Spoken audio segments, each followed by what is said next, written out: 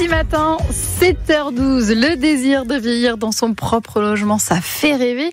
Mais comme chaque projet, pour le mener à bien, ça mérite de se poser les bonnes questions. Et nous avons la bonne personne pour nous aider ce matin, c'est Marina Ripoche. Bonjour Marina. Bonjour. Vous êtes coordinatrice qualité partenariat de Solia Pays de la Loire. C'est un réseau associatif national qui œuvre pour favoriser l'accès et le maintien dans l'habitat. Alors déjà, première question Marina, par où on commence ? Vaste question.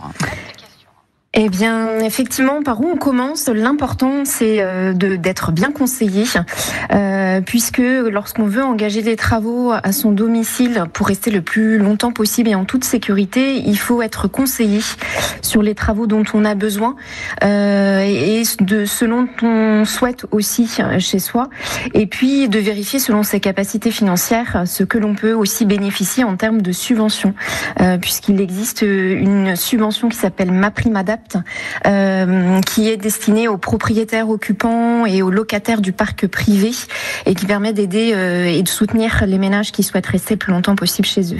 Et à partir de quel moment, Marina, je dois me poser la question, tiens, là, il faut que je commence à me renseigner, là, il faut que je commence peut-être à faire des travaux. À quel moment je commence à m'en préoccuper ?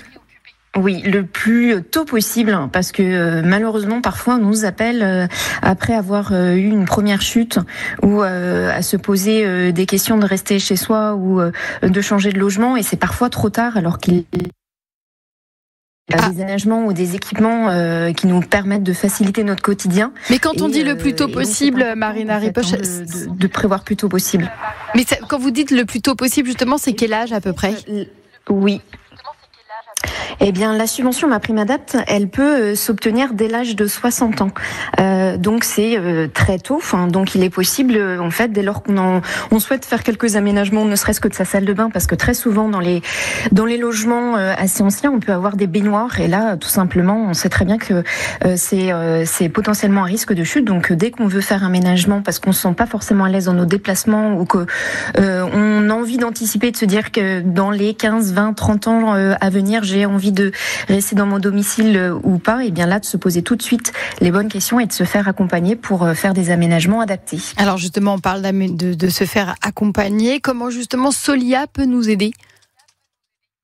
Alors, dans notre association, effectivement, nous avons des professionnels, des accompagnateurs et des ergothérapeutes qui peuvent apporter tout ce conseil sur les aménagements, les équipements selon ses besoins.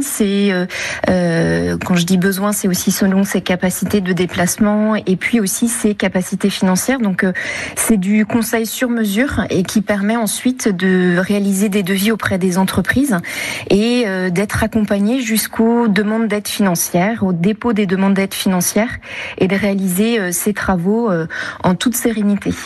Merci beaucoup Marina Ripoche d'avoir été notre invitée, nous avoir aiguillé ce matin pour rester le plus longtemps chez soi en se questionnant justement sur son logement. Marina Ripoche, je rappelle que vous êtes coordinatrice qualité chez Solia.